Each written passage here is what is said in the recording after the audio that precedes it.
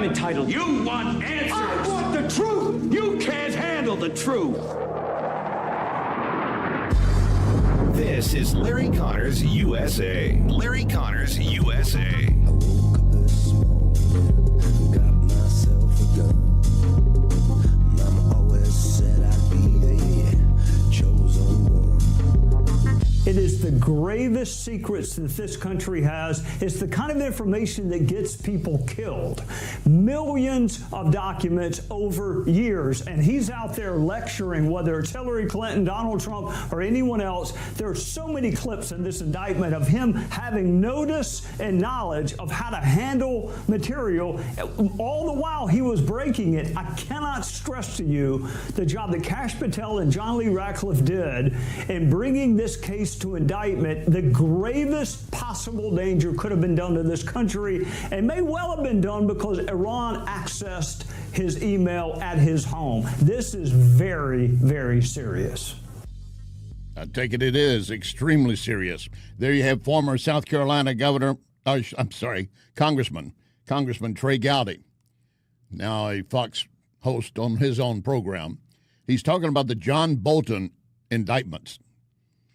John Bolton got hit with a federal grand jury indictment on several counts.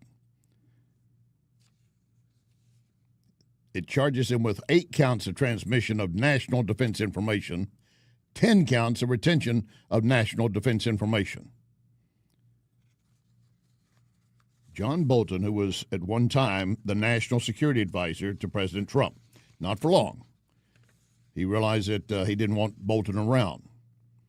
So this 18-count indictment contends that Bolton regularly sent more than 1,000 pages of diary-like entries to 2 people related to him while he was handling the nation's most sensitive military, intel, and diplomatic matters, as he was serving as our national security advisor. Those 2, his wife and a daughter. He pulled them into the same steaming pot with him. We got a lot to break down today. Glad to have you with us. Here we are, Friday, October 17, 2025. Hour number 1, Larry Connors USA. And reminding you, with Larry Connors USA, you're going to get news, analysis, opinion, and education. We make sure you leave the program with more knowledge than what you have right this moment. And we have a lot today to cover for you. And reminding you, when we're on the air, we are streaming. You can watch the program. You simply go to NewsTalkSTL Rumble, Facebook, or Twitter, Larry Connors USA, Rumble, or Facebook. And if you miss any part of the program that you want to watch or listen to, the podcast will be posted shortly after we wrap today's program at NewsTalkSTL, LarryConnorsUSA.com, and Larry Connors USA Facebook. This is, again, one of these programs you may want to go back and review and listen, and more importantly, push share. Send it on to your friends and family. Even your enemies, get them involved as well. We don't care. We want them all in here. In our next hour, B-2 bombers flying over Venezuela. Show of force to the narcs in Venezuela, the narc cartels. We will come after you in any way possible. And that's just the beginning. Wait till we lay out for you what we have put in the ocean around Venezuela. U.S. naval vessels. Trump is making it clear we're not going to allow you to bring that stuff into our nation. And I do not get the attitude, even of some Republicans. I don't know that he should be doing this. I mean, blowing these cargo ships or small ships, whatever they got, filled with cocaine to pieces and killing people. I don't know if he should be doing. You don't think he should? Really? I don't care if their ship gets blown apart and now they're chumming the water for the sharks. And then you got bales of cocaine floating across the water if they weren't destroyed, ending up on some shores nearby, and I'm sure some people are gathering that up. But that would be destined eventually into the U.S. one way or the other. Shut it down. And we may be looking at intercepting any ground transports if we can clearly identify them. Later this hour, the man many of you absolutely hate that I have on, but I like him. He's a good friend. We have our differences, and you hear it sometimes right here. He is a never-Trumper, former Reaganite, former New York Congressman John LeBoutier. And John LeBout and I will talk about the New York City mayoral race and the debate last night and his view on John Bolton and what Bolton is now charged with. That's coming up later in this hour. Going back to the charges against Bolton, Jonathan Turley, legal analyst for Fox News. It's very damning, and we still have to learn about the timeline of when this information was transmitted, but certainly this information is classified at the highest levels because this is information that get people killed. I mean, this is the type of information that, if it gets out, can reveal sources and methods that represent really threatening consequences for national security. And keep in mind that in an earlier case, a federal judge said that he could not force Bolton to bring back and destroy all of the books that he had published with this company.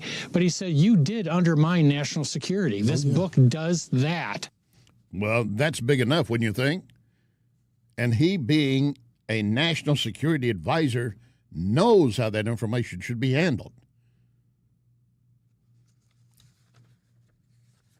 John Bolton really just exposed so many things. And the problem is it also got apparently hijacked by Iran out of his computer in some way or another, hacking something along the way. He was pulling material together to write his book. Now, his defense attorney, Abby Lowe, says the outlying or underlying facts in this case were investigated and resolved years ago. These charges stem from portions of Ambassador Bolton's in personal diaries over his 45-year career, records that are unclassified, shared only with immediate family, going back as 2021. And the FBI knows it. And we look forward to proving that he didn't violate any laws. Well, Bolton surrendered today to be charged officially. And the indictment accuses him of abusing his position in the first Trump administration, sharing more than 1,000 pages of information about his day-to-day activities, which included items classified up to top secret SC1 level.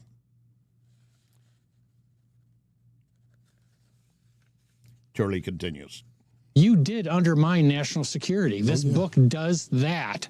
And so that's sort of the context here. The other thing about this, Lawrence, is that this was a long-standing series of objections. He was investigated during the Biden administration before that was scuttled. But he had basically defied a lot of the objections from the intelligence community. And now this indictment says that he was sending this information to what appears to be his wife and daughter, who, of course, have no clearances, and that it might have even been hacked by the Iranian government or its associates. And there you have a very major breach in our national security. And he kept a lot of these documents at his home after leaving government. They have information that's some of the most sensitive military, intel, and diplomatic matters. 76-year-old John Bolton. And he's defending himself and saying, I have served my country proudly and properly and with honor, basically saying he's being stabbed in the back. And they want to make it a Trump-Bolton issue. If you're taking classified intel information back to your home, you're going to be investigated. Now, you may be able to get out from under. You may be, his lawyer might be able to say, hey, this is all looked at previously. It's nothing that damning. But when Hillary Clinton was having her little email scandal and it became apparent, you know how she was using an email and misusing classified intel? John Bolton, back in 2023, not that long ago, condemned Hillary for how she was handling materials.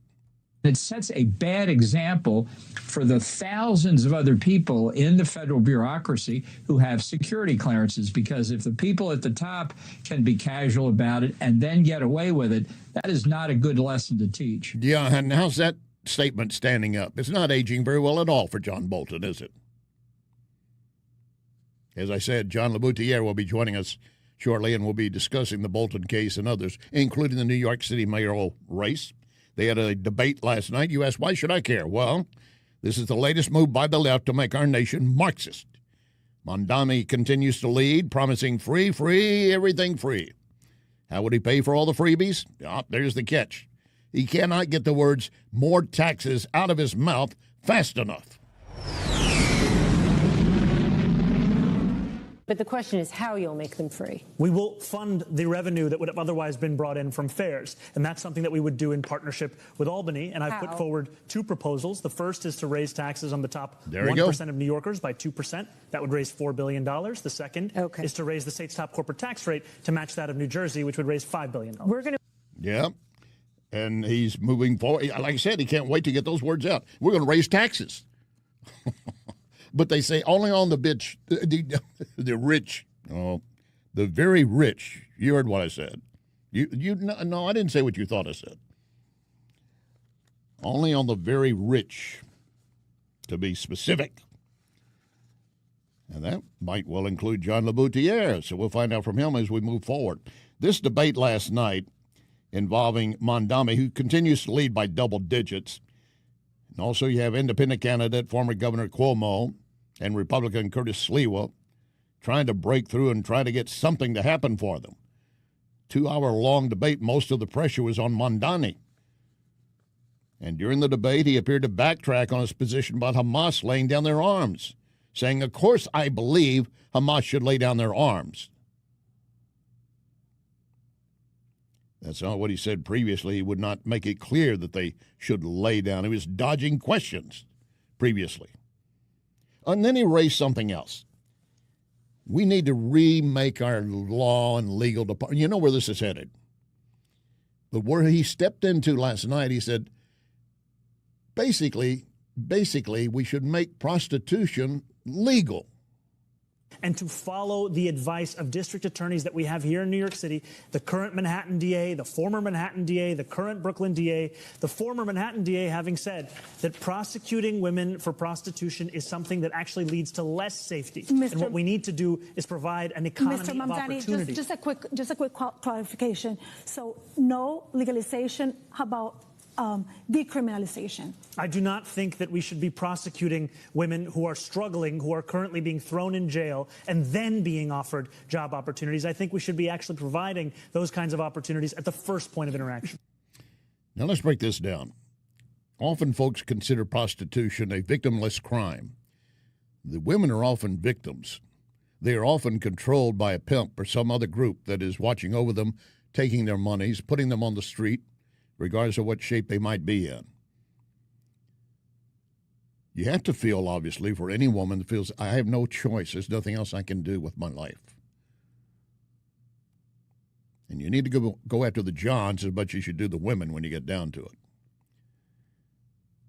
But whatever you think Mondani said, you got to hold fast and buckle in tight because he could flip-flop at any point. This is the way this guy runs. He'll say this over here, come over here and say something entirely different. Ken Williams, a producer for the Vic Perselli Show, went to the effort to put together a collage of Mondami flip-flopping like a fish. I am looking to work with police officers, not to defund the NYPD, looking to ensure that officers can actually do one job. I am in favor of defunding the police. I think in this first year, we need to take $1 billion out of that budget. We need to reinvest that money into social services. I am looking to work with police officers, not to defund the NYPD. Why are we spending as a city almost $6 billion on the NYPD? I am looking to work with police officers. And it's where the mayor will use their power to reject Donald Trump's fascism, to stop mass ICE agents from deporting our neighbors. I am looking to work with police officers, not to defund the NYPD. It goes around and around like a carousel. Remember the game you used to play? Musical chairs? 20 kids, 20 chairs. They all get up, start walking around, then one chair gets taken out. When the music stops, you're all fine. And 2 kids are trying to get in the same chair, who got there first. And then they take more chairs out. That's Mondani. He's still playing that game, which brings me to a remark Cuomo made last night. Cuomo struggled. He absolutely struggled in that debate.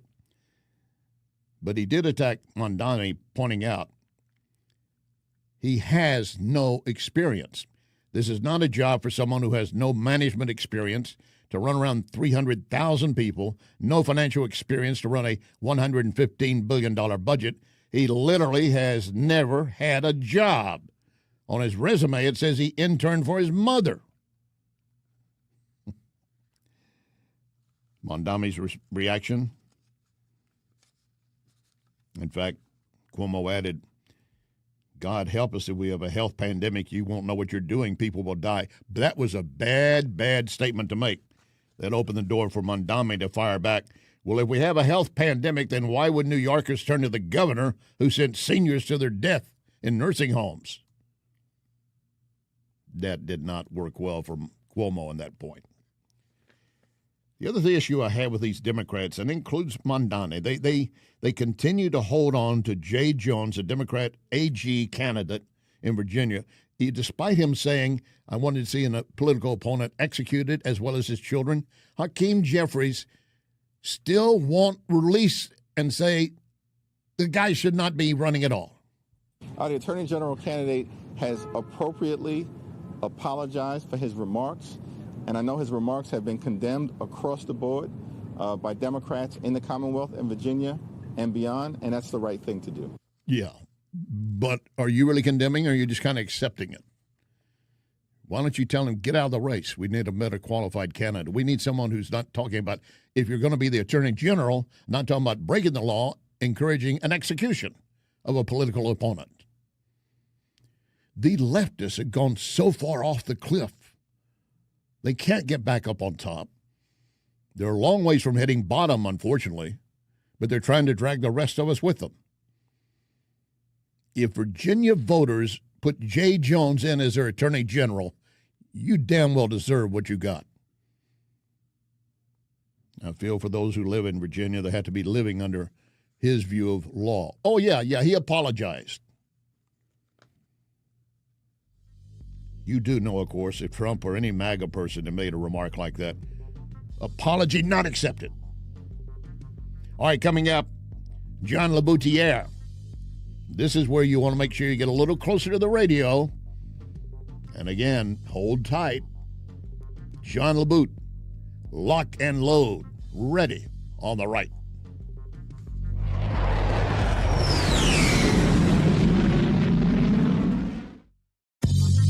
You are listening to Larry Connors, USA.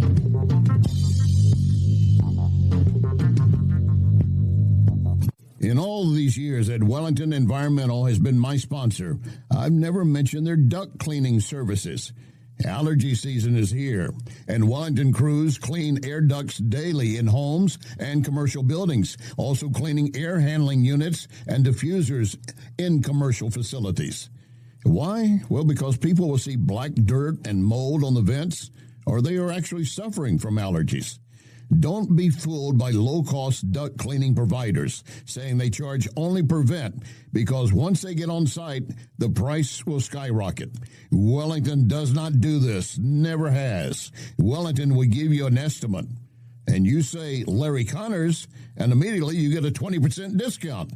Call Cindy, 314-644-4930. 314-644-4930. Make your home and business better, safer with Wellington. Be well with Wellington. Long before hospitals had sports injury clinics, Esquire Sports Medicine was already treating and healing those injuries. Esquire chiropractic physicians don't just deal with the spine, neck, back, knees, also your muscular system. You're in a wreck, injured on the job, Esquire's ready. And I know if you're hurting, you don't want to wait. Esquire Sports Medicine sees new patients within 24 hours on Big Bend, just north of Highway 40. EsquireSportsMedicine.com. Another day must be another roofer in town.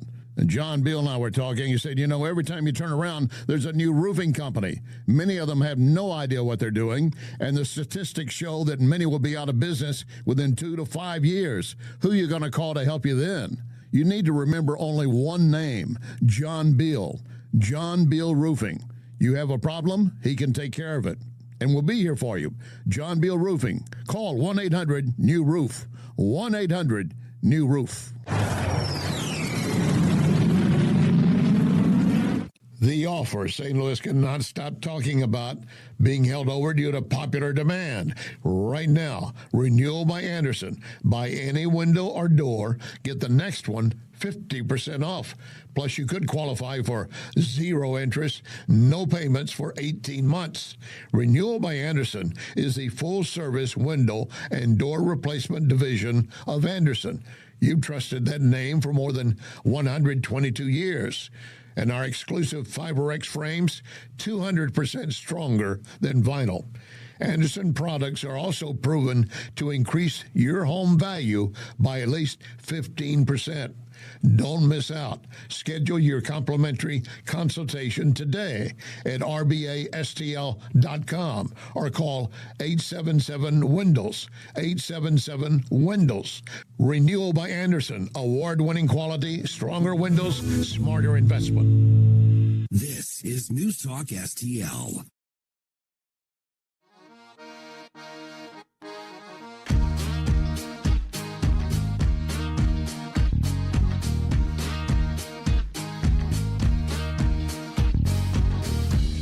Come with me now. Come with me now.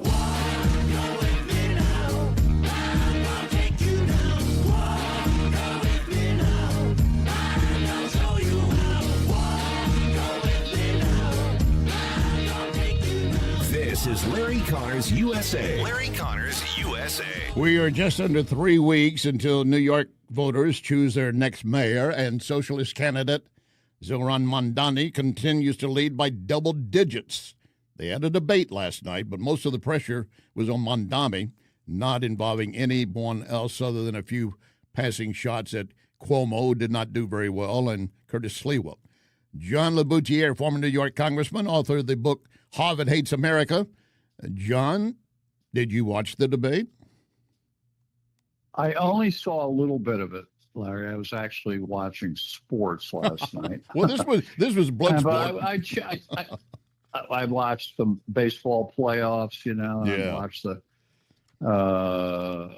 Steelers, Bengals a little bit. Yeah. But I did pop in a little bit here and there. And also I was texting with a political friend of mine here on Long Island who was watching all of it, who's Jewish, by the way, and was aghast at the stuff Mamdani is saying about Hamas and refusing to say about Hamas. He refuses to call for the disarmament of Hamas, which is, a terrorist organization dedicated to eradicating all Jews from the earth and the state of Israel eradicated.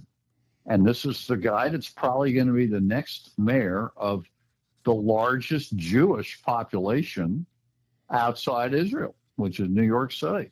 And it's incredible, but I think the guy's going to win. Well, then he would have to be relying on a lot of that Jewish vote. Is that right? Yeah. Oh, yeah. No, there are a lot of Jews, especially younger Jews, Democrats, who are voting for him because they're not as into the Israel thing. They're into affordability, as we know, this inflation problem. And freebies. And freebies. Yeah. But I don't think, I don't know. I don't think those voters are into freebies, but we'll find out. But that Mamdani's into freebies for sure. That's what I meant. Free buses, free grocery stores. That's what I grocery meant. Stores that are that he'd get run by the city that are going to cut the prices. Yeah, that he would get a lot of the youth votes. Apparently last night, explain where all these freebies that are going to cost $10 billion with a B. Where's the money coming from for that? He answered that, John. John, can you hear me? He answered that. He said, raise taxes. Larry, I've lost you. Oh, well, I can still hear you, John. I'm not hearing anything. All right. Well, we'll try to reestablish because I could tell that he is not hearing me as I was trying to get into the conversation. But we will reestablish the communications with John. So just hang on for a moment. Okay, John, we're back now? Hello? Yeah, we're good. Yep. All right, now, Okay. you were raising the issue about all the money and where's he going to get it, and well, he could not rush to say fast enough, raise the taxes. Yeah, well, here's what happens. We know this. You raise taxes, you drive people out of the city, especially business leaders and upper income people who pay the lion's share of taxes. They're going to say, screw it, I'm moving to Florida. Mm-hmm. And that decreases the tax base. There's less taxes collected from them. And the other people, the middle class, the working class, has to pick up the difference. It's a vicious cycle. But again, I mean, I can blame Mamdani, but I have to really blame the voters. And the first voters to blame were last June, Larry, the Democratic primary was the same two guys. It was Cuomo versus Mamdani. Right. And Mamdani creamed him. It was a big upset, but when you look back on it now, we're talking about Mamdani. Let's talk about Andrew Cuomo for a second, a fatally flawed candidate who had to leave the governorship because of credible charges of sexual harassment. And he resigned in disgrace. And his handling of COVID and the nursing homes, and whatever really happened with that, Mamdani threw that in his face last night too. By the way, he said, "You say, he said he should." Yeah, I agree. Now Cuomo did not really look strong at all from what I've seen. I know that he was going after Mamdani's thin resume, basically saying he literally has never had a job. On his resume, it says he interned for his mother. So that was a good shot, but it doesn't hold up. No, not going to hurt him one bit. None of that hurts him. Mamdani's most likely going to win. And the other guy in the race, Curtis Sliwa, is a bit of a friend of mine, very good guy, loves cats. 40 years ago, he founded the Guardian Angels, right, which are they were volunteers. Maybe they still are. I don't know. Maybe they get paid. And they sort of supplemented the police for decades to help provide security in New York City. And they're really great. And Curtis was great to do it. But he's a Republican. Republicans, there aren't many of us in New York City. And rarely does a Republican get elected, although Rudy Giuliani got elected. What was the twice. difference very quickly? What was the difference when Giuliani was running? What made that Republican get ahead of the Democrats? Because under David Dinkins, New York City became Calcutta on the Hudson. True. It was a disgrace. And only following David Dinkins' rule could a Republican anti-crime guy like Rudy win. And he did clean up New York City's crime a lot. John, I want to get a couple comments from you while we still got a few minutes left here about the indictments against John Bolton. Well, I think the other ones that Trump has pushed, Comey and Letitia James, they're pretty thin.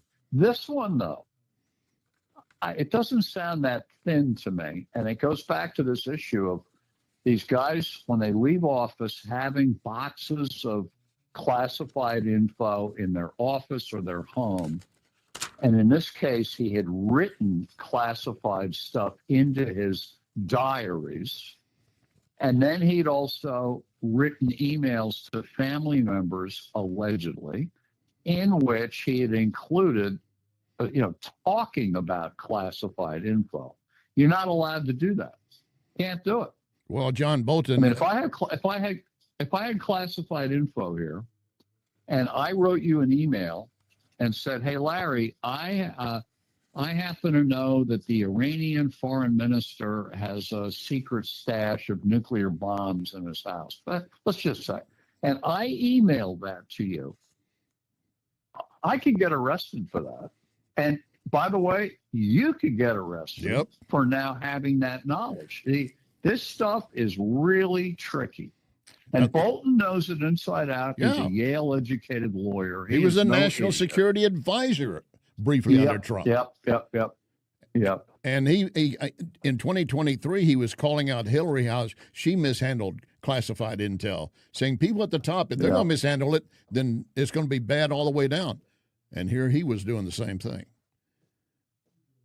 Well, allegedly doing it. And we don't really know. We'll go with that. He was under investigation during the Biden administration. Right. And they were close to indicting him, and for whatever reason did not. And now this time he is indicted. So we'll see. But, you know, he's also a pretty good guy, Bolton. You know, he was at Fox for many years when I was at Fox. And he doesn't ever strike me as a criminal mentality.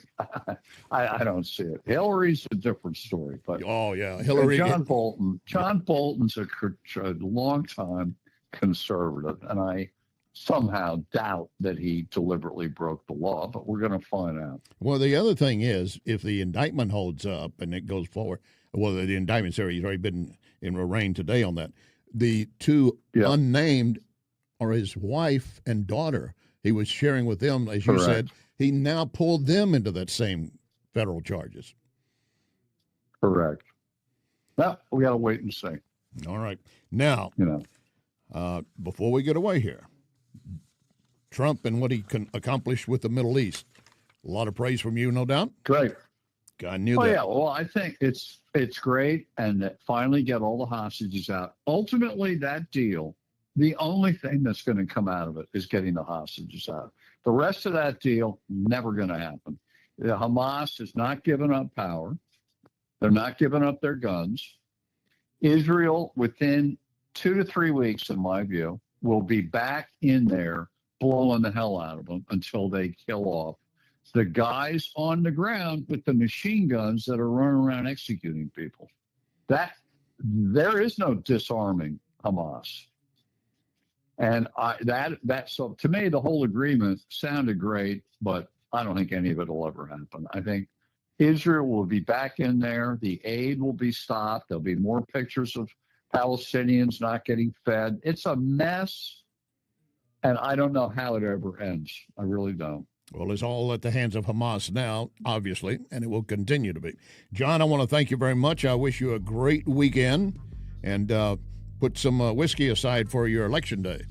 You might need it. Well, I don't really drink, but after this guy gets in, I might have to drink. Oh, well, then you and I should go out together. I'll take care of your drinks as well. Thanks, John. Apparently so, Larry. Okay, thanks. Thank you, John Laboutiere. All right.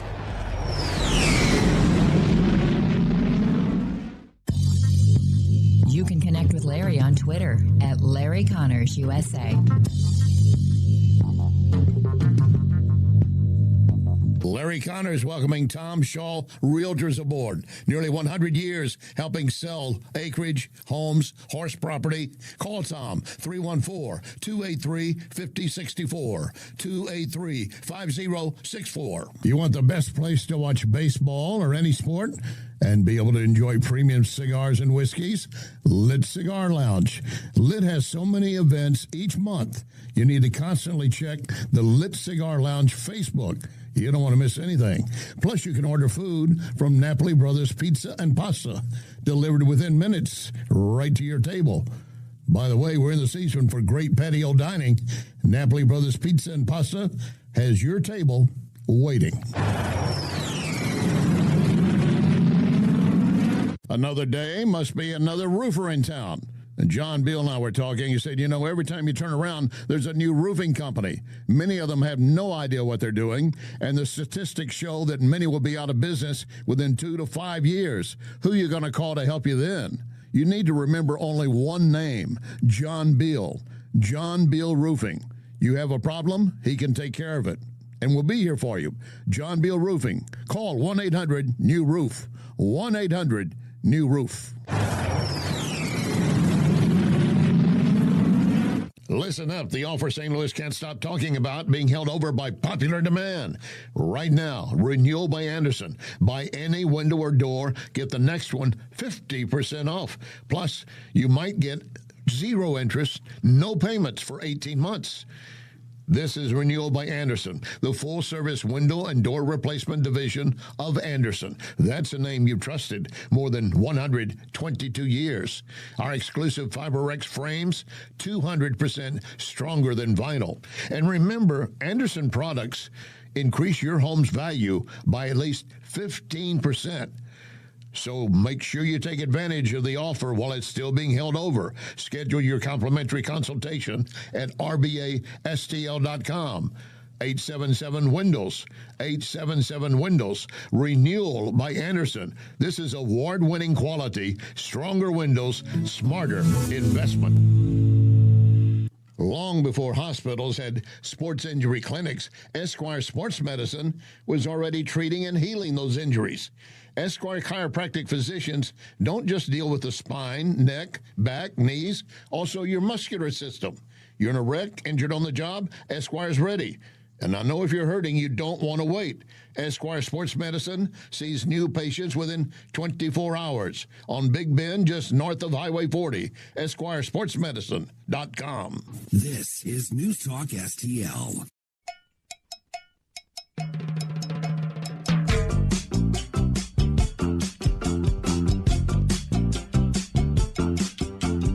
All my friends know the low rider. The low rider is a little higher. This is Larry Connors USA. Larry Connors USA. Now, I will say one of the most important things President Trump has done recently is he has pledged that he's going to go after Antifa. And what I've been urging is follow the money, cut off the money. And you look at this No Kings rally, and there's considerable evidence that George Soros and his network is behind funding these rallies, which may well be riots all across the country. And Soros is writing the check. And I'll tell you, there are more than 200 left-wing groups behind these No Kings rallies this weekend. They deliberately are blind to what each of the others are doing. That's part of how they avoid accountability. RICO is designed for precisely that sort of criminal enterprise. And so I believe the Senate, we ought to take up and vote on and pass our Stop Funders legislation. And I've urged both Pam Bondi at DOJ and Kash Patel at FBI, follow the money and prosecute those who are writing checks funding acts of violence, political violence or otherwise, across the country. Yes, Senator Ted Cruz, I'm right there with you. Senator Ted Cruz of Texas. We have these demonstrations. They're claiming that they're organized by the 5501 movement. That's the only linkage of a name at the top. But trying to get inside the veil, put your nose under the tent, see what's really there, is tough because they all want to keep their distance from each other, so you can't link them.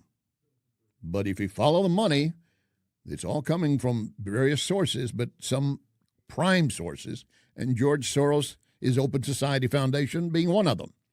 So this No Kings rally is a direct push against Trump. They claim, and they want you to believe, that Trump wants to be king. So they're going to have these rallies in some 2,500 cities across the nation tomorrow. Previous demonstrations have been infiltrated by Antifa antagonists, although they insist, no, there's no such thing as Antifa. I'm looking right here, one of the protests, and there's a guy with a full head covering, a black scarf or whatever around his head, and it's got a logo writing Antifa on it. They know what Antifa is, but the leftists say, no, that doesn't really exist. Yeah, you know it does. Today, Governor Abbott in Texas, by the way, was saying we're not going to allow any violence and destruction in Texas. So I'm directing the Texas Department of Public Safety and National Guard to deploy all necessary law enforcement officials and resources to ensure the Capitol, Austin, and anywhere else where we need to be protecting citizens, maintaining law and order. And that we will investigate any links to any known terrorist organization and swiftly bring charges against them. Good. That's what we need to have happen. It is possible that the No Kings rallies will go down peacefully. It's possible. I do know that one of the folks being supposedly identified as leading it, but not at the same time. Now, I don't want to be out in front of everybody, but saying, well, we're not going to be doing anything violent. That's what they want you to believe.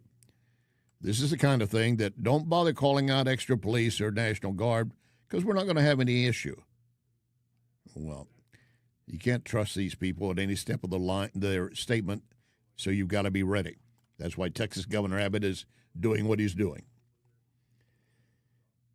In the meantime, we continue to roll into another weekend with a government shutdown, and nothing will be done between now and Monday. House Speaker Johnson. This would be comical if it were not so dangerous. You're looking at the two leaders of the modern Democratic Party. We say all the time, this is not your father's party. It's not. These guys are full Marxist. You hear how vapid their ideology is, how empty, what empty suits they are. But they are the leaders of the party. They are dragging the rest of the old guard, the old party leaders around by their nose, and they are subservient to their wishes. I mean, Chuck Schumer has picked a fight over this very simple, clean CR to just keep the government funded for 21 additional days till November 21st, 7 more weeks, so that we could get the appropriations process done. And the reason he did it is because he is afraid of that stage. He's afraid that AOC is going to challenge him. There's a rise of Marxism in the party. It's happening in New York, in their state, and he's terrified. And that's why everybody around the country is feeling such pain right now, because of this nonsense. That is exactly right. Speaker Johnson nailed it down. Now, of course, we always want to give you the other side. And their side is zero. Be quite honest. AOC, who is the one expected to challenge Schumer for his seat and primary him, that's why he's decided I've got to stand more to my left to make it appear that I can stand up against Donald Trump. And I said, once he got on that road, there is no off-ramp for him. It goes off the cliff. And he's taking Democrats with him, and at some point, other Democrats are going to recognize, I don't want to hook my train to his because it will end in a bad crash with the primary coming up. It's not going to go well for them. But again, Hakeem Jeffries, according to AOC, is a perfect person to be leading us right now. We need to make sure, and as a member of the party, we put negotiations in the hands of our party's leadership with Hakeem Jeffries. He says it's no, it's no. But the problem is a majority of the Democrat House hopefuls are refusing at this point, to commit to backing Hakeem Jeffries as the party leader moving forward, especially to help lead them through this shutdown. A survey compiled by Axios, 113 Democrat candidates for U.S. House seats were asked, will you support Hakeem Jeffries as the party leader? Of that 113, 20 said they would not vote for him. 5 said they're likely to oppose him. 57, I don't know which way the wind blowing. 7 said, yeah, I'll support him. 24 confirming they would. Now, if you were really going to have a leader, don't you think you'd get a coalition? I don't see it there. And Senator John Fetterman, Pennsylvania, continues to be an enigma, but at the same time, he is letting them know Democrats are on the wrong side of this argument. That's why shutting the government is really what the Democratic Party wants to do. And I follow country, then party. And it's the wrong thing for the country in a period of chaos. I refuse to vote to shut our government down. I absolutely would love to have... I would love to have a conversation about extending the tax credits for health care. Absolutely.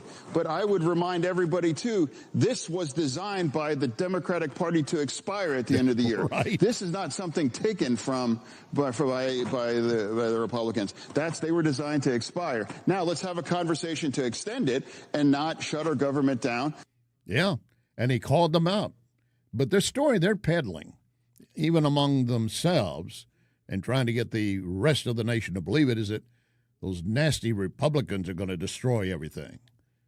No, you guys, Fetterman called you out. You've already put your cards on the table. We see what you are going to do. But now you realize, oh, that could backfire. We need to shift our stance quickly. I don't think they can do it quickly enough. That survey I read to you a moment ago, that's pretty telling. That many Democrats won't back Jeffries or really seem to have a dislike or not sure. So much for party leadership. In the meantime, White House spokesman Stephen Miller reminding us how Trump is making even the blue cities safer. That story when we continue. You are listening to Larry Connors, USA. So I hear an out-of-towner asking someone, where's the best place to eat? Before they could respond, I said, Cafe Napoli.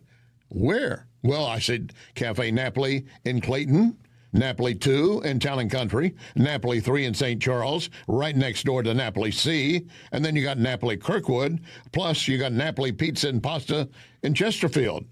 You'll find Napoli everywhere. It's not too early to book a party and buy gift cards.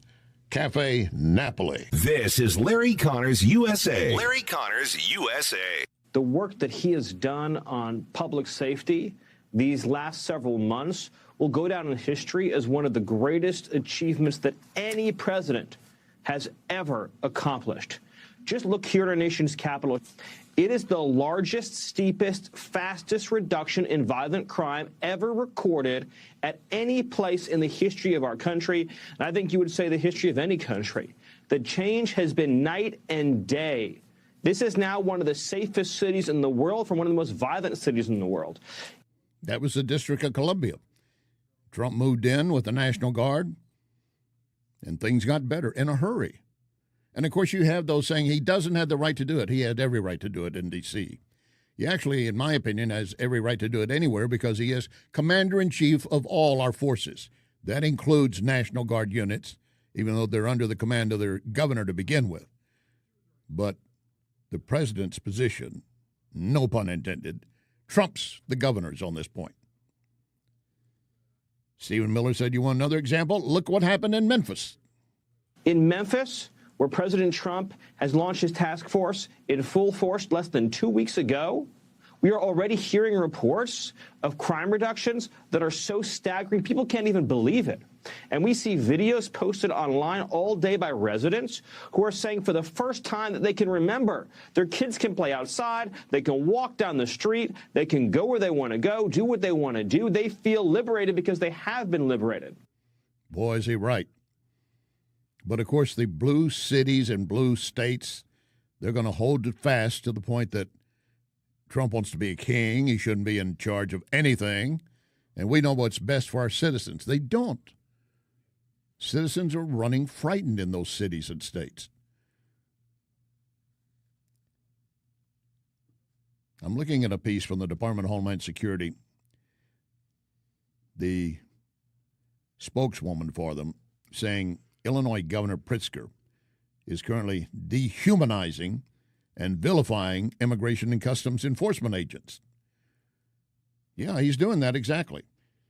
I'll read her quote. She said, when you have the Chicago Mayor Brandon Johnson and J.B. Pritzker continuing to lie, whitewash the facts, we are getting the worst of the worst off the streets. We'll continue to do it with the backing of the National Guard. We'll continue to surge federal sources. They are not going to deter us. And they are also, these bounties that are being placed, bounties being placed on the heads of ICE agents will not stop us. And that's correct. Mexican drug cartels reportedly placing bounties on any ICE agent.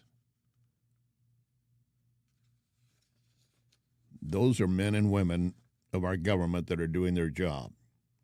You may not like it, but the drug cartels now putting a bounty on their heads, does that not tell you where right and wrong is?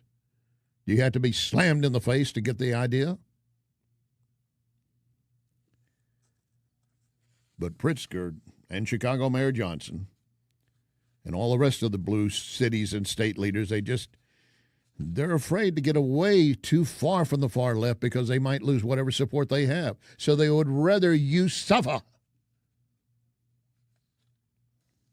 Oh, make note of this.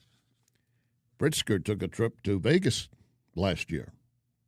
Well, what's that got to do with anything? Well, I'm glad you asked. He's seeking a third term in office right now, on the 2028 short list for possibly being president material. Yeah, right. So he and some friends went to Vegas. And he said, I ended up playing cards. I like to play cards. He had a very good day. According to his filings with the tax IRS and state and so forth, this latest tax filing, he took home $1.4 million in playing blackjack. Well, I'm sure he came back that and distributed it to citizens, didn't he? Oh, no. He did not do that. What he did say is, I'll be donating the money to charity. Right.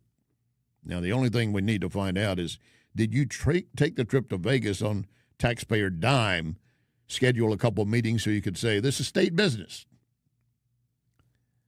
$1.4 million.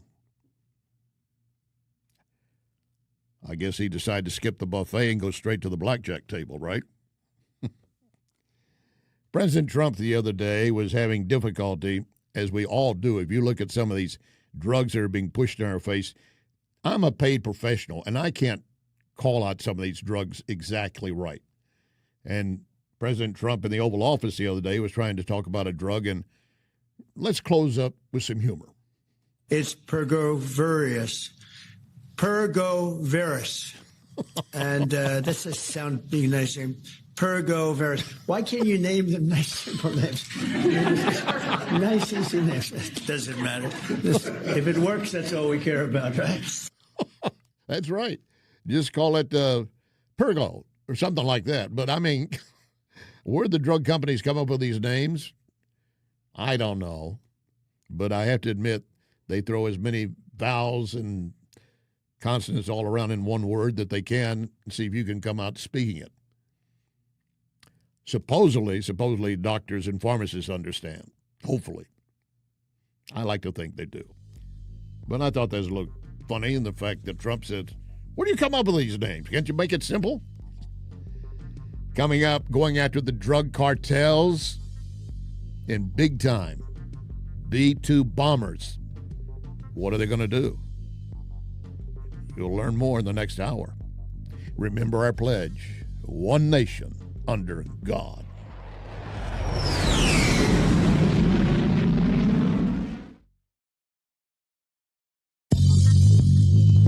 You can hear podcasts of this program at Larry Connors USA Facebook. Larry Connors USA Facebook.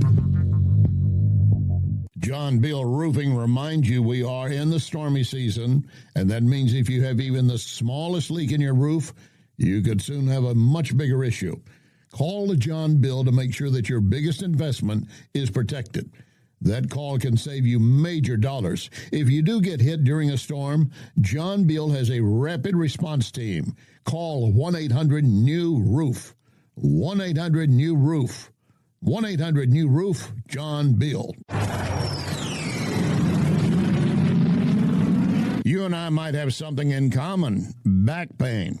I can tell you where I go for help, Esquire Sports Medicine, the spine of St. Louis. They can put athletes back on the field so they can clearly help us. Esquire Sports Medicine, hands-on chiropractic help on Big Bend, just north of Highway 40. 314-644-0885. EsquireSportsMedicine.com. EsquireSportsMedicine.com. Great patio season to enjoy any of the Cafe Napoli locations. How about the Napoli Brothers Pizza and Pasta in Chesterfield? Enjoying coal-fired pizza, nothing else like it. Napoli Brothers Pizza and Pasta in Chesterfield. A few doors down, Lit Cigar Lounge, where you can enjoy premium cigars and whiskeys. Check the Lit Cigar Lounge Facebook for details, plus gift cards for friends. I'll see you at Lit Cigar Lounge in Chesterfield. It's that time of season when families, businesses are moving. For local or long distance, I endorse McGuire Moving. Get a date set soon before the schedules are booked. 314-241-0600. 241-0600. McGuire is constantly giving back to our veterans, such as Support Dogs for Our Brave. So with McGuire, you're getting excellent service and helping our vets. McGuireMoving.com. So many times, Vincent's Jewelers has helped me surprise someone special. Vincent's, locally owned, can do the same for you, and you don't have to break the bank to get something really nice, maybe even customized. The smile you're going to get back from that special someone, priceless.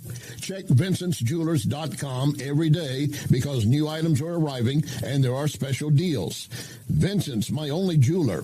Vincent'sJewelers.com. Vincent'sJewelers.com. Larry Connors here. Is your home ready for the chilly months ahead? Renewal by Andersen has a buy one, get one 50% off window event. And if you qualify, 18 months, no payments, zero interest. Not sure if it's the right time? Renewal makes it easy. No obligation window inspection. Just find out what new windows might cost when you're ready. No pressure, no hassle. And remember, no one but Renewal by Andersen can offer Fibrex, the proprietary window frame material, 200% stronger than vinyl.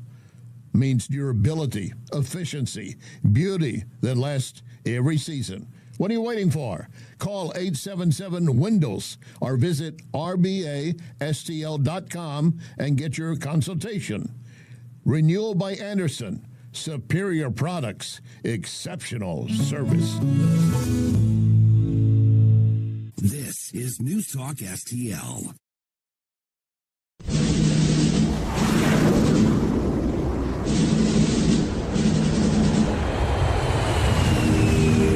You want answers? I think I'm entitled. You want answers? I want the truth! You can't handle the truth! This is Larry Connors USA. Larry Connors USA. I woke up this morning, got myself a gun. Mama always said I'd be the chosen one. Fox News alert, B-52 bombers are flying off the coast of Venezuela. Trump's not bluffing. Right now, more than 10,000 U.S. soldiers are built up in the Caribbean, on ships in Puerto Rico, locked and loaded. Special operations helicopters were just seen flying 90 miles from Venezuela's coast. The chopper units used by Delta Force, Navy SEALs, and the Green Berets. The Black Ops were spotted off the coast of Trinidad. They're very important for search and rescue missions. Also spotted little birds. They're smaller but faster, designed for quick insertion of special operators behind enemy lines. The Ghost was also confirmed to be in the Caribbean. That's the nickname for MV Ocean Trader. It's the kind of ship that doesn't want to be found. It's designed for black ops and special missions because it's dark and blends in with cargo. There's more. 10% of the U.S. naval power is now in the region. Wow. That's pretty impressive, as reported by Jesse Waters. And he stated it correctly. I misstated when I said B-2 bombers. It's B-52 bombers. They came out of Louisiana, the Barksdale Air Force Base in Louisiana. And they flew for hours around Venezuela, making it very clear, look what kind of power we have. We need to come in there with more force to clean out your drug cartels. Instead of just shooting your drug ships out of the water and killing those on board, we can do more. And Trump has been talking about we might end up having to go after some of their land routes of the cartels. That is not putting U.S. boots on the ground in Venezuela. But the B-52 could drop a good load along some of those routes and destroy the trails and or wipe out some of the narco installations. Venezuela has been served notice. We consider you an enemy, and we will come after you. Of course, Venezuela and Maduro, their dictator, they're going to continue to do what they want to do, but they'll end up paying a price. Maduro, if he's smart, will get out of the country, but we'll find him. Thanks for joining us. Hour number 2, Larry Connors USA. We're here every Monday through Friday from 6 to 8 p.m. when we're on the air, like right now, you can watch the program because we put up a live stream for you. How do you do that? Well, you go to NewsTalkSTL, Rumble, Facebook, or Twitter, or Larry Connors USA, Rumble, Facebook. And when we complete each program, they go up as a podcast. So whatever you miss, you can go back and pull up audio and or video at NewsTalkSTL, LarryConnorsUSA.com, Larry Connors USA Facebook. Later in this hour, former U.S. prosecutor on John Bolton's indictments, the former national security advisor for Trump in the beginning of his first term. Bolton showed up at court today and was arraigned on federal indictments of mishandling classified intel and material. So we got a former U.S. prosecutor coming up later to discuss that. With each Larry Connors USA program, you're going to get news, analysis, opinion, and an education. You're going to leave this hour with more knowledge than you had as we began. Let me drive that point home. These B-52 bombers we're talking about, they were flying orbits in international airspace just off the coast of Venezuela. And then you heard how they pointed out as to how much of our naval forces are now in that region. It's all a big U.S. military buildup in the Caribbean to stem the flow of illegal drugs. And, of course, the Trump administration continues to push and put more pressure on the Venezuelan dictator, Maduro. So these three B-52s, with the call signs apparently of Bunny 01, Bunny 02, and Bunny 03, tracked leaving Barksdale Air Force Base in Louisiana and headed south. Then they turned east, flying into a patch of international airspace just off the coast of Venezuela. They could not overlook them on their radar, much less by eye in some cases. They flew for about 2 hours in that area. And they had some U.S. F-35 Joint Strike Fighters from the Marine Corps B variants flying from the former Roosevelt Roads Naval Station in Puerto Rico, supposedly joining them.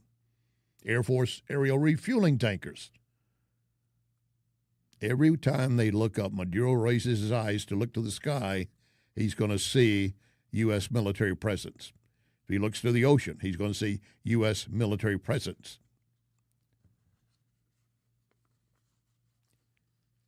Maduro had said that we are going to do what we want in my country. Yeah, but when they leave your country and they're planning on bringing drugs to our country, that's where we drop it.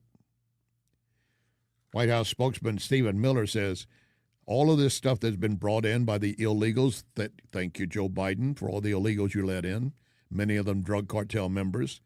And that's why ICE has been so active in trying to round up the worst of the worst.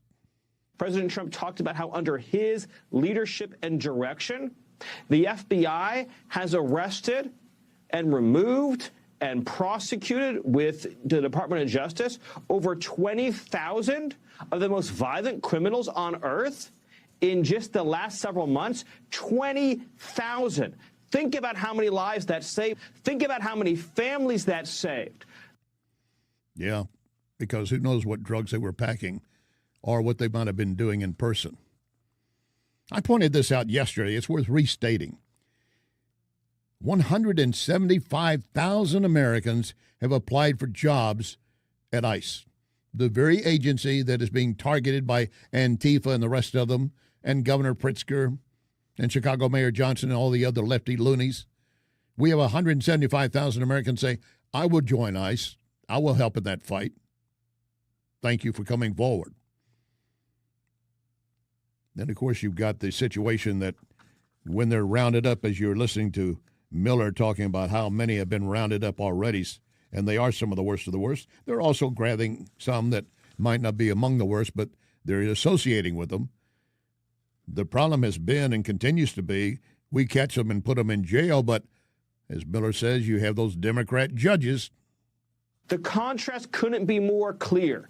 We have Democrat politicians, Democrat judges, Democrat prosecutors setting loose thugs, hoodlums, gangbangers, and cartel killers that are stabbing children to death, murdering innocent women on the subway, mugging people in broad daylight, making life hell for law-abiding citizens. And we have President Trump using DOJ, DHS, and yes, the U.S. military to make our cities safe again for all Americans. For all Americans. All Americans. But those liberal justices continue to just give them reduced bail or no bail. And they're right back on the street. As we were saying earlier, the cartel has placed bounties on the heads of ICE agents. You kill a ICE agent, you might pick up a reward. Our DHS Secretary Kristi Noem says up in Portland, this is sickening to any law enforcement officer. Portland police, in some cases, were cheering on Antifa members calling for violence against ICE. We're seeing that kind of pattern happen with local law enforcement and state law enforcement, not just in Illinois, but also out in Oregon, too. In fact, in Portland, I was there yesterday, but some of the ICE officers were telling me that as they drove by the rioters that were saying, kill ICE agents, Molotov cocktails, melt ICE, that the Portland police were cheering them on and had their fists in the air cheering on the rioters that were threatening their lives. So in Chicago, we had a 10-car caravan trail our ICE officials and pin them down. And those ICE officials, to get out of their vehicles, a woman tried to ram them and run them over, and shots were fired to get them to safety. So it's happening on a regular basis, and any elected official that allows this to happen and gives cover to those kind of individuals who are perpetuating murder should absolutely be prosecuted, in my opinion. Absolutely, Secretary Noem. And those police officers who are cheering on that kind of action, it's not going to happen in Portland, but they should be fired. They should not be authorized to enforce the law because they're not doing it anyway. And in fact, they're protesting against it. Not caring if federal agents, fellow brothers and sisters in law enforcement get harmed. They don't care. And as Stephen Miller points out, you go into Chicago and you go into the state of Illinois, Governor Pritzker is doing the same thing as those cops were doing in Portland. Well, first of all, he uses the term, think about this, he uses the term invasion force. This fool, Governor Pritzker, uses the term invasion force to describe federal law enforcement. He is adopting the language and the narrative of the paid insurrectionists and the Antifa mobs. The invasion force were the 20 million illegal aliens that Biden flooded into this country, taking our jobs, taking our wages, filling up our hospitals, destroying God knows how many schools, and of course leading to countless rapes, assaults, and murders. That was the invasion force. President Trump is elected on a mandate to turn that invasion back, to send those illegals home.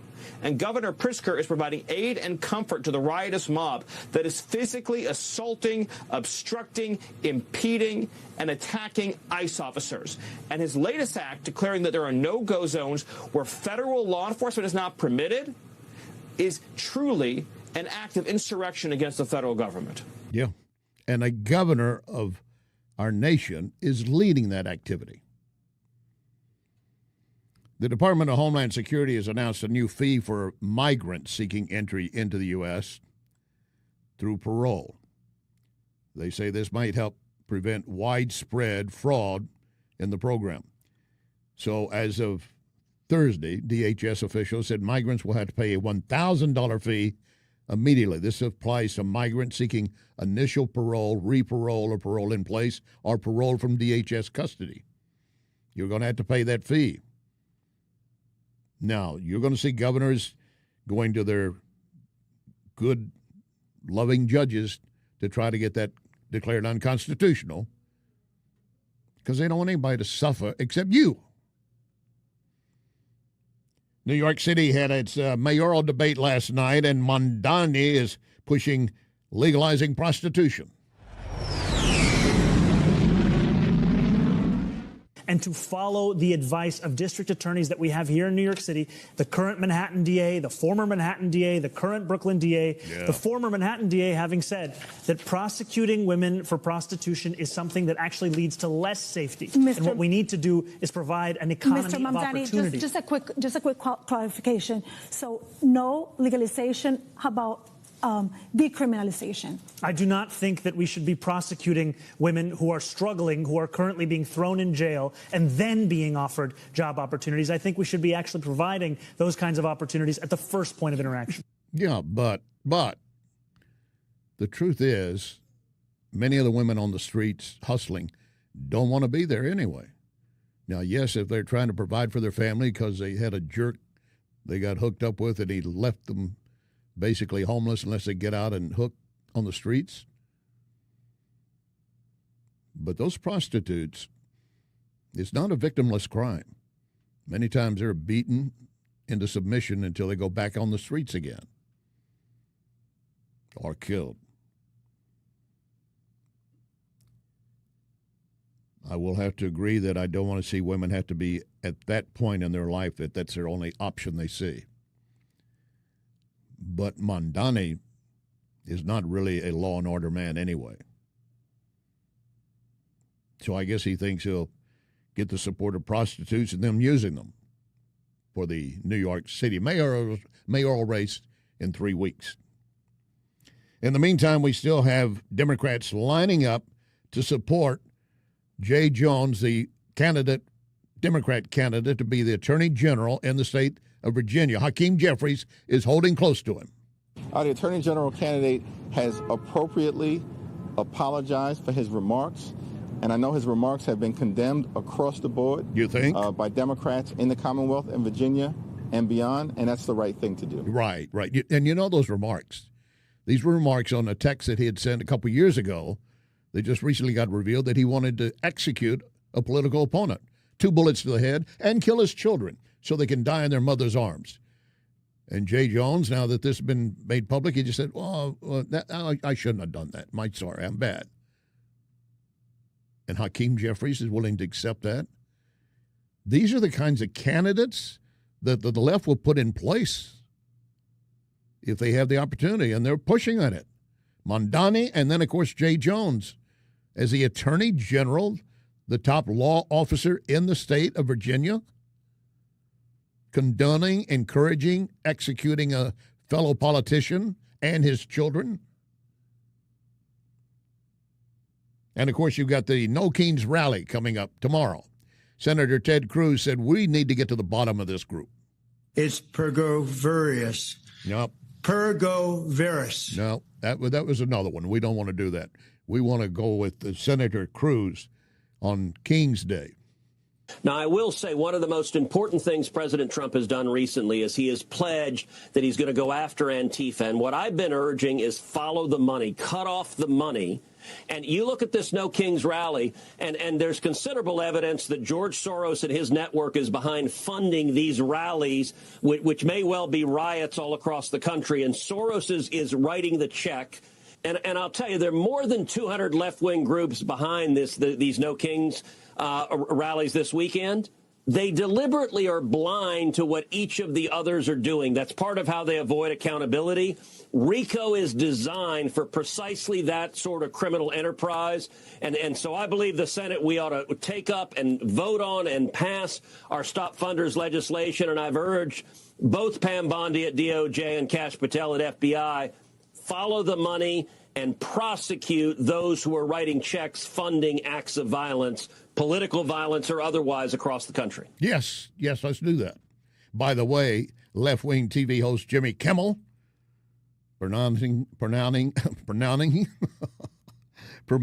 the leftist anti-No Kings rally. He says this is like the American Revolution. Jimmy Kimmel, thank you. By the way, that mistake that happened a moment ago, you're hearing from President Trump, that's on me. Jerome's doing everything perfect.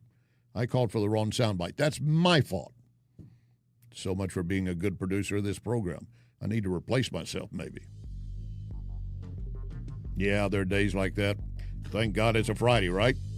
All right, coming up, It's not a good day for John Bolton. He's arraigned on federal charges dealing with classified material and sharing them. My guest will discuss that in detail. Lock and load, ready on the right.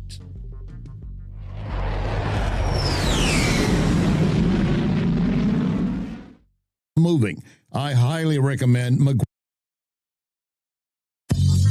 You are listening to Larry Connors, USA.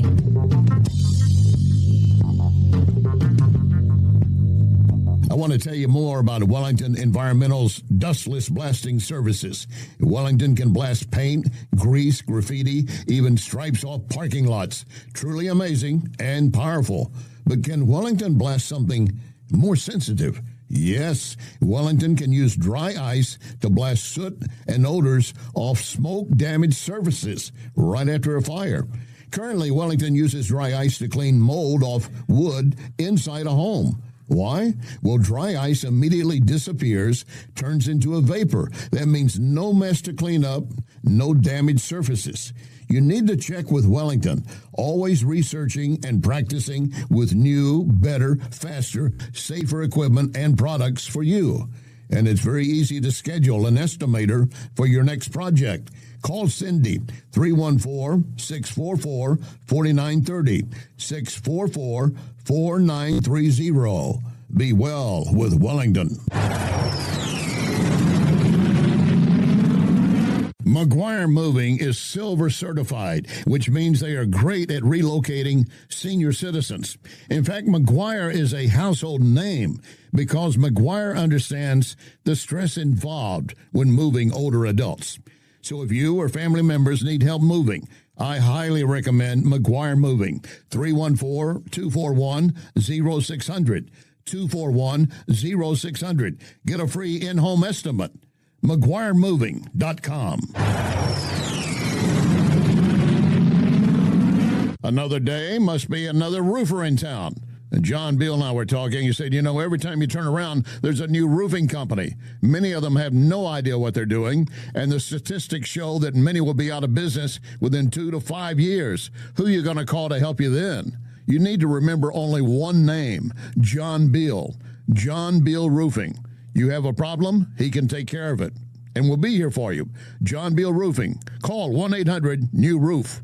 1-800-NEW-ROOF. Back pain? Follow me to Esquire Sports Medicine, where they've got your back. Esquire is the oldest sports medicine clinic in St. Louis. Dr. Draghi and his team of chiropractors can get you back to work, back to life without the pain. New patients usually scheduled within 24 hours. 314-644-0885. 644-0885. EsquireSportsMedicine.com. This is News Talk STL. Well, you can tell by the way I use my walk. I'm a woman's man, no time to talk. Music loud, with me more than kicked around since I was born. Never tolerate, I don't hate, and you may look the other way, but we can try to understand. The New York Times are big on man. Whether you're a brother away, there ain't nothing staying alive. This is Larry Connors USA. Larry Connors USA. Welcome back. Earlier today, former National Security Advisor who served under Trump in his first term, John Bolton, officially charged with illegally sending classified material and sharing classified material with unauthorized folks. This is material he got while he was in the White House as our National Security Advisor, breaking his own rules. Joining us to get his take on it, John O'Connor, author of the book Postgate, How the Washington Post Betrayed Deep Throat. John is also an author of not only that, but other material, and he is a legal analyst. He was a prosecutor in Northern California representing the U.S. in criminal and civil cases. John, welcome aboard. Hey, good to be with you. So what was your thought once you heard that these indictments were coming down against John Bolton? Well, I was thrilled, and I was also shocked because I didn't know all the details of what had happened. Recall that Bolton had tried to publish his book Trump had, this is back in the summer of 2020. Right. Trump had tried to block it and so forth. The judge said the horse is kind of out of the barn. It's not only out of the barn, it's out of the country. But the book itself only had a small portion of the classified information that Bolton had collected. He had taken out, as part of the review process, a lot of very important classified information. The process had not been completed when Bolton published his book, and Trump could not stop it. Now, having said that, now we fast forward and we find out that Biden then drops the lawsuit and drops the criminal investigation. But in the lawsuit, he just, sort of tapped Bolton on the wrist, and they moved on. What is clear here is that Bolton had been planning this from the very beginning of his tenure with the White House. He had been collecting thousands of pages of materials and sending them home to his wife and daughter so that he could write a book. That's what he was doing. And he was going to write it about our most important classified information. Now, to sort of get to the present, what we have here is we have Biden allowing him to publish the book and not punishing him for it. But a month after that settlement, it was revealed by Bolton, without all the details, that Iran had hacked his emails. Right. Now that's key, because he not only had the small little bits that are in the book in those emails, but he had 1,000 pages of our deepest, darkest secrets. So Iran ends up with all of those, and he's facing these counts. A maximum of 10 years in prison on each count if convicted. Of course, he could get a lot less, but we're talking about, as you said, he was not only sending them to his wife and daughter, he pulled them in. Now they are part of this federal indictment case as well. Not officially charged. Well, that's right. But they're on the cusp of it. That's right. Well, they could be charged. They're not going to. The real wrongdoer is Bolton, and he really did expose our secrets. And Bolton is the first one to yell at other people like Pete Hegseth because he had one chat on Signal, right. And Bolton thought that was terrible. He knows well what he was doing was wrong. And then even when they reported the hack of Iran, they didn't tell the Biden administration, the Biden DOJ, exactly what had been hacked.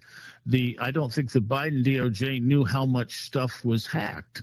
And so in any case, what we have here is a terrible, terrible situation. This was not just an accidental transmission of classified information, or one that is excusable and understandable. Like, for instance, if Bolton was talking to his assistant and picked up a cell phone, okay, you might say, okay, that was maybe a question of exigency and so forth. This was planned from the very beginning, that he was going to blow all these secrets. But John, you're listening to John O'Connor, the author of Postgate, How the Washington Post Betrayed Deep Throat, but he was also a previous U.S. prosecutor in Northern California representing the U.S. Bolton has said, Donald Trump's retribution against me began back during that first administration, continued when he tried to unsuccessfully block the publication of my book, The Room Where It Happened. And he said, I am the latest target in weaponizing the Justice Department because I'm an enemy of Donald Trump. Now, that flies with the left. Well, remember this. To a certain extent, Trump sets himself up for this because the indictment of Comey is terrible. I will be very frank with you. I hate Comey. I think he's terrible. But that indictment is terrible, and it looks like it is what it is. It's political retribution. They really have many other things to charge Comey with. They're in a much more complex scheme of this massive Russiagate fiasco. But Comey shouldn't have been indicted. So what happens is Bolton benefits from that. That's one of the problems with Trump indicting Comey, which no good prosecutor would do. I'm appalled by that indictment. At the same time, I'm appalled by Bolton. This is a fine indictment of Bolton. And Trump's case is hurt by the fact that it can be painted as retribution. It is not retribution. This guy deserves to be in an orange jumpsuit for a long time. I don't think he's going to get prison time probably, but he deserves it. I would imagine what he did. John, you being a prosecutor, this is where you're going to use some leverage against Bolton anyway, since he pulled his wife and daughter into it. Well, that's right. That's right. And Bolton really acted shamefully here, and he really exposed our nation's deepest, darkest secrets here. And there's just no excuse for it. What he did was just terrible. And I'll tell you one example. For example, just to make hay and to sell books, he wanted to tell everybody that Trump's attempts in Ukraine to force Ukraine to do an investigation of Joe Biden, Bolton made that look as though that were political retribution against Biden, whereas he knew better. He knew, for example, that it was our country's policy not to give lethal weaponry to Ukraine unless they certified themselves as being non-corrupt. Ukraine did that under Petro Poroshenko, but later on when Zelensky gets in there, Zelensky is supported by a corrupt man, and there's every reason for Trump to require an investigation of corruption. Well, but Bolton preferred to see it another way, and it hurts our country by him mischaracterizing things so he can sell books. Well, Zelensky, of course, at the White House today, asking for more help and weapons might get them, or at least Trump did have a conversation with Putin on the phone yesterday that he claims was a very good statement, I should say a very good conversation. Now, in addition to Comey being charged recently, another Trump adversary, New York Attorney General Letitia James, do you think that's a simply a political retribution, or is that a good indictment? Well, it's a good indictment, and it's perfectly sound, unlike the Comey indictment. The problem is she has some ways to get around it. It's probably, if I were prosecuting the case, I would say it's probably 5-1 against me to get a conviction. It's going to be tough to convict her, but it is a legitimate charge, and it looks to me like she truly lied, but she'll have ways to get around it. That's all I'm saying. All right. It's tough to prove something beyond a reasonable doubt, even though you may be able to prove it by a preponderance of the evidence as you would in a civil case. Most people realize that she's probably guilty, but she will get acquitted, but that's a legitimate charge. So Comey's terribly weak. Letitia James, okay, but she'll probably get acquitted. And Bolton, it's terrible for Bolton. That's a legitimate indictment and a strong one. All right. Well, John, I want to thank you for your analysis. John O'Connor, again, the author of Postgate, How the Washington Post Betrayed Deep Throat. And we'll look forward to talking to you again, sir.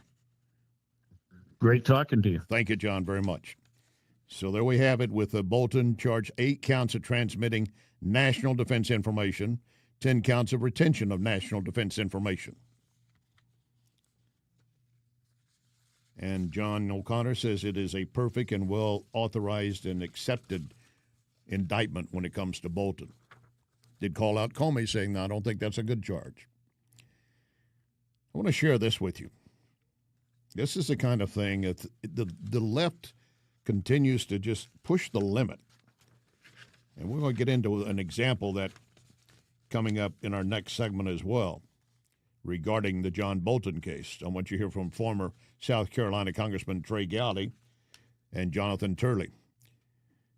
But the top Democrat in the House is attacking White House Press Secretary Carolyn Leavitt with a slew of insults. Hakeem Jeffries went right after Carolyn Leavitt. There's a controversy over a swastika flag found on a House GOP office this week. The lawmaker and his staff deny any role in it. But Jeffrey's trying to show, see, this is them trying to redo Hitler, right? And his response about Carolyn Leavitt, his quotes, she's sick, out of control. I'm not sure whether she's demented, ignorant, or a stone-cold liar, or all of the above. Hakeem Jeffries as the, well, well, let me put it this way. He has no shame. And he really does not have what he professes to have by calling out and attacking the press secretary. Trey Gowdy coming up on the Bolton case when we continue.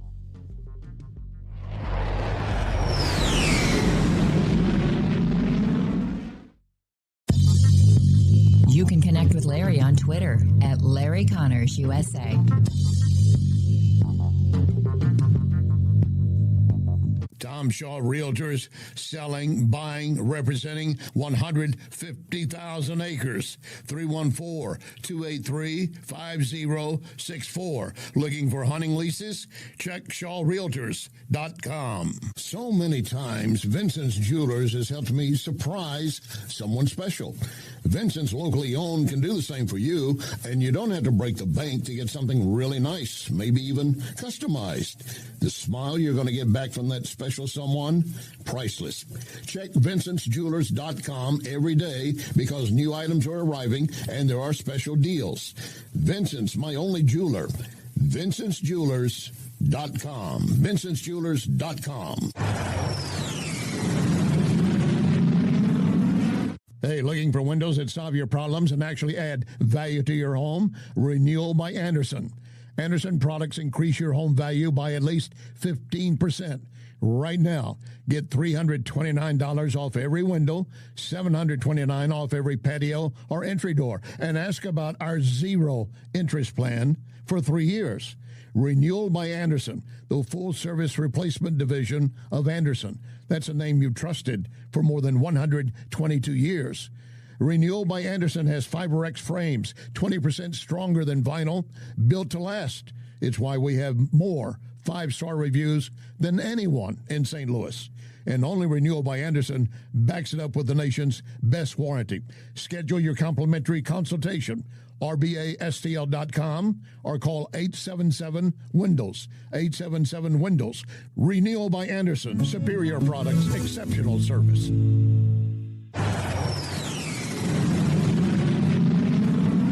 Back pain? Follow me to Esquire Sports Medicine, where they've got your back. Esquire is the oldest sports medicine clinic in St. Louis. Dr. Draghi and his team of chiropractors can get you back to work, back to life without the pain. New patients usually scheduled within 24 hours. 314-644-0885. 644-0885. EsquireSportsMedicine.com. LeslieConsulting.com. This is News Talk STL.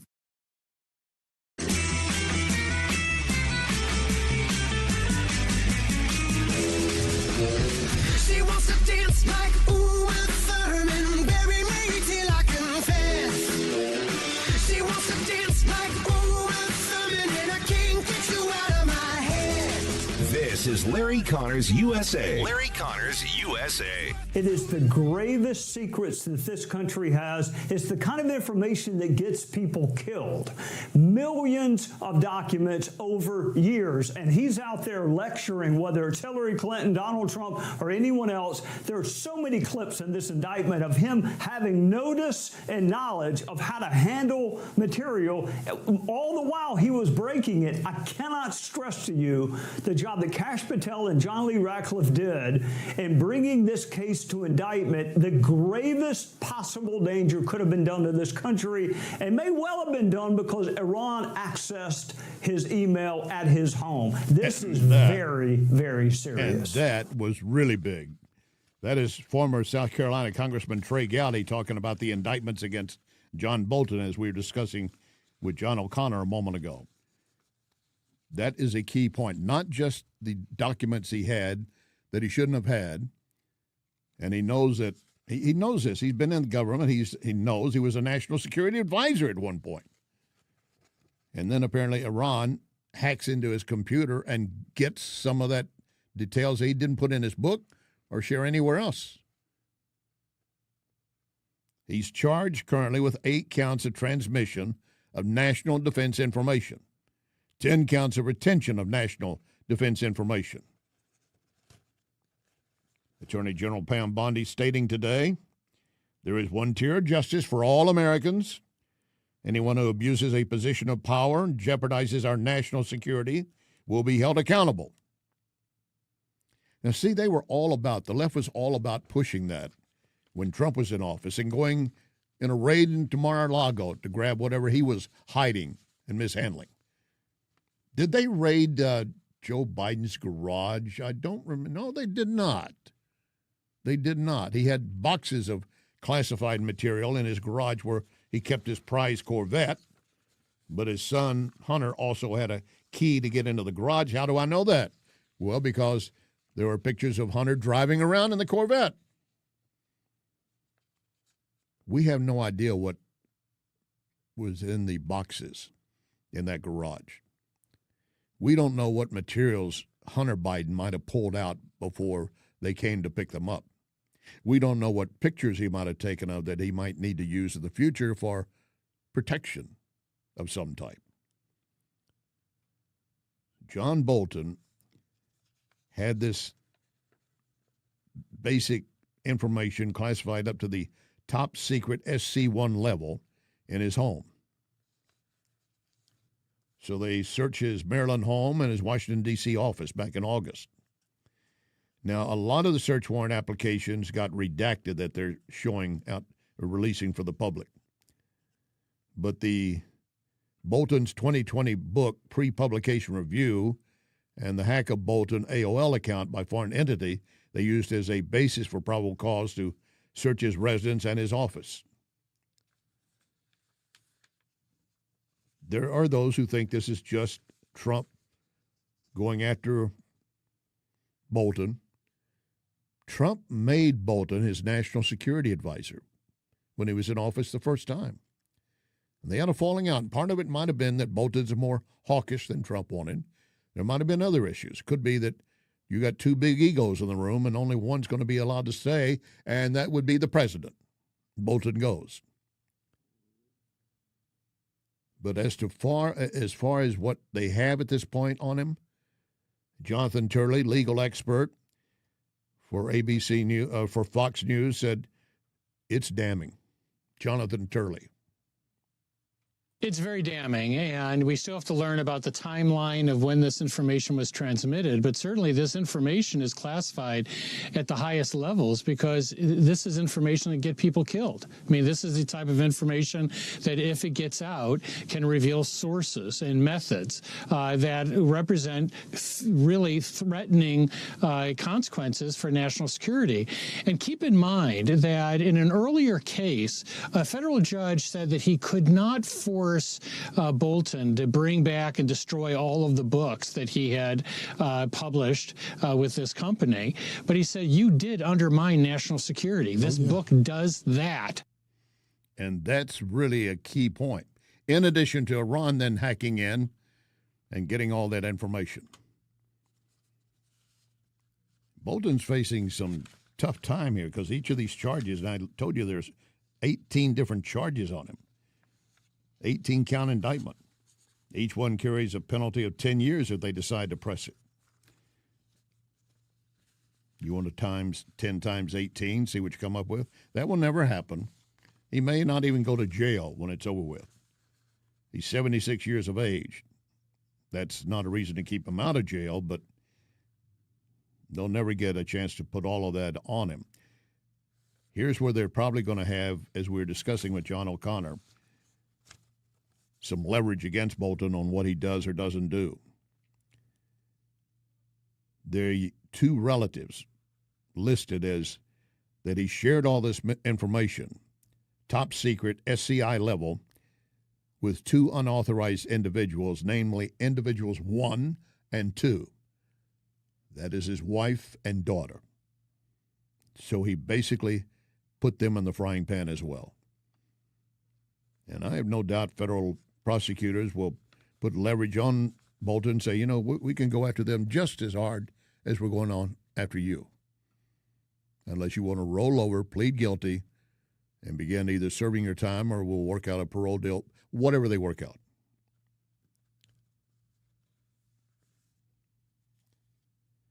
In the meantime, we continue to watch what's happening in Hamas. with Hamas in Gaza.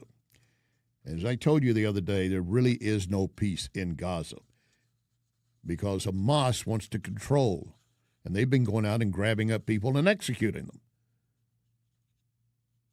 Here's a report from the 700 Club. Some sad news out of Gaza. President Trump said Israel may resume fighting if Hamas fails to uphold the ceasefire deal. U.S. Central Command in the region is calling on the terror group to stop its military campaign to reclaim parts of the territory. And Israelis are angry that Hamas is failing to return the bodies of all the remaining hostages. CBN Middle East Bureau Chief Chris Mitchell reports.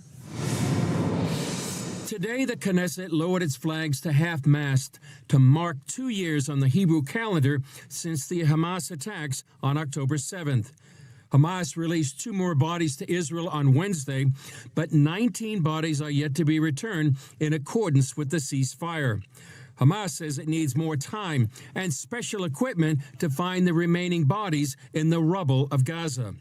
In a post on X, U.S. Ambassador Mike Huckabee said, "As grateful as I am for the 20 living hostages set free by President Trump's deal, I will not forget that Hamas still holds the remains of several hostages they murdered." Yeah, and they may never all be returned. I told you that the other day. Even if Hamas was diligently trying to locate them to return, accounting for all of them, those bodies might not exist. Maybe not even any pieces of DNA left available to identify them. And every hostage that they had, and they've since released, or they've killed and they were released as a dead hostage, Israel is verifying that it truly is who they claim it might be. They're running DNA on every one of them. And to that extent, the other day, Hamas presented a body as one of the hostages to be returned. It turned out it was not an Israeli or anyone taken by Hamas into the Gaza Strip and held. They have DNA on every hostage that was taken from their family members so they can check them off as they get them back in custody. But it is very true that they might never get all of them back. Might not be able to find them. But that does not dismiss what Hamas has been doing to Palestinians. They're going after family members who they consider disloyal to Hamas, and they want to make sure Hamas remains in control of Gaza. President Trump demanded Hamas has to stop this kind of killing. In fact, he issued the ultimatum in a Truth Social post after a phone call with President Putin on dealing with the Ukraine issue. The president's statement, "If Hamas continues to kill people in Gaza, which was not the deal, we will have no choice but to go in and kill them. Thank you for your attention to this matter." According to Reuters, and they were citing a Palestinian security source, Hamas has killed more than 30 gang members, as they call them, in Gaza City. Well, gang members would be anybody that is opposed to Hamas. They're Palestinians. They're killing their own people, fellow Muslims. Well, of course, they've been jeopardizing them from the very day of the attack on Israel, hiding behind them, using them as human shields.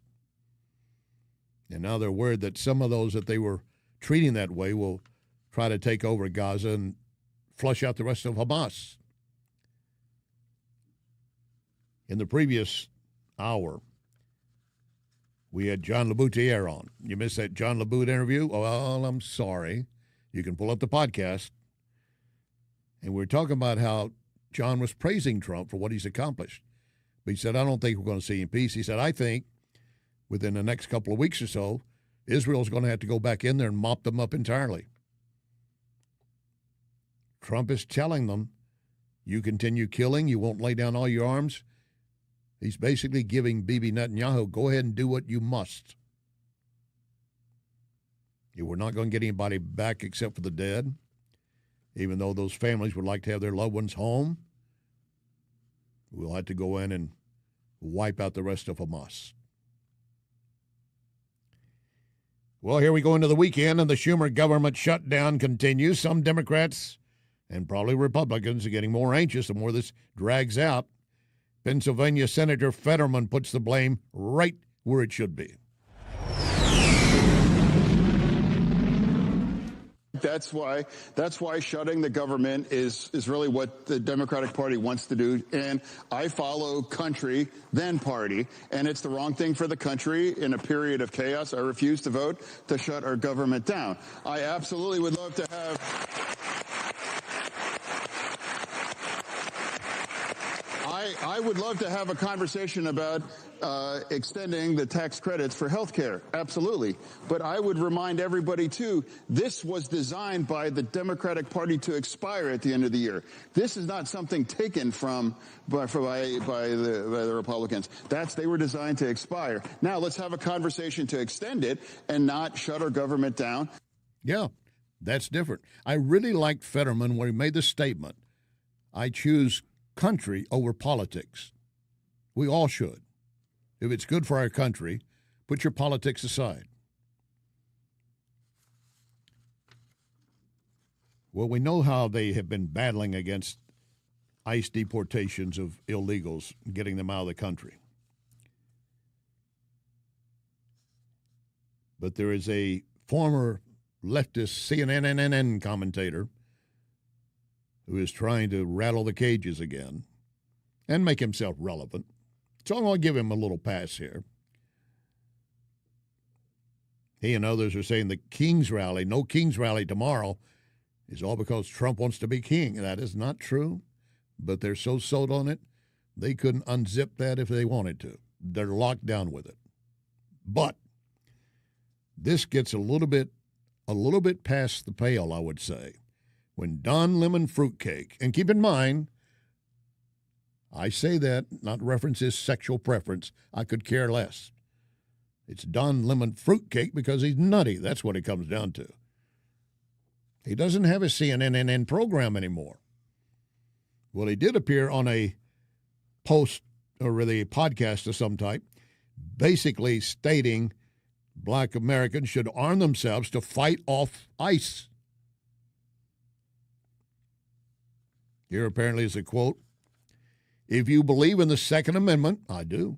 If you believe in the Constitution, I do. Black people, brown people of all stripes, whether you're an Indian American or Mexican American or whoever you are, go out in your place where you live and get a gun legally, get a license to carry legally. Because when you have people, stop it right there. Don Lemon is now saying, I support the Second Amendment, right? When they were all going about taking guns away from you. Now he's encouraging people to go out and get it. Why? And, of course, I encourage you to do that as well. But why? He says, because when you have people knocking on your door, taking you away without due process as a citizen, we're talking about rounding up illegals. They're not citizens. Isn't that what the Second Amendment was written for? So he's suggesting that if black Americans and other minorities arm themselves to fight back against ICE, it will knock some sense into the heads of those who are saying, well, it's all great. I don't believe they're doing it without due process.